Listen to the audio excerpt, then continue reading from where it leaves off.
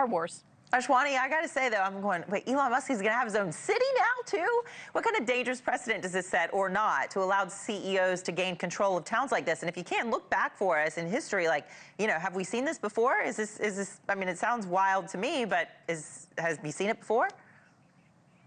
Well, thanks so much for having me on your show. Exactly. I think if a billionaire like Musk can own his own city, we need to ask, is it going to serve everyday Texans or just the corporate interests of SpaceX? Starbase is a test case for what happens when the ultra wealthy buy influence, bypass regulations, and rewrite the rules for their own gain. If it is going to move forward, I think it should be governed in a way that's transparent, includes public input, and also has environmental safeguards that protect communities, not just the interests of private corporations. Katie, what have you heard about whether he's using his money to influence anything there? Well, when you look at what the news talks about it, that there are 289 people were eligible to vote, and the overwhelming majority of them are SpaceX employees. This is like if a factory was built kind of in the middle of nowhere, and all the people that were drawn to that community are employees of that factory. So it's not a novel concept. It's something we have seen before looking back in history.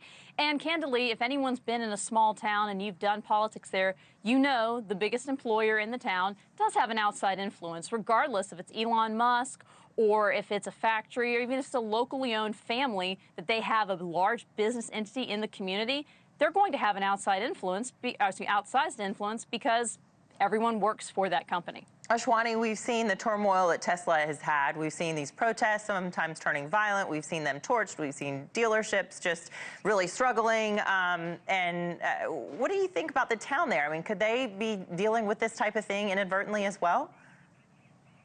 I mean, I hope not. There's no room for violence of any kind, but I think it is important to hold leaders, hold corporations accountable. And as Katie actually mentioned, whether that was intentional or not, this is outside influence coming into a town. And so just like I would argue for any corporation, whether it's Musk or anyone else, as long as the public interests are not thwarted, as long as there's accountability and transparency, and as long as those environmental safeguards are put in place to protect the community and not just private interests, I think that should be the focus. All right, Katie Frost, Ashwani Jain, appreciate you both being here. Thank you. Thank you. Thank you.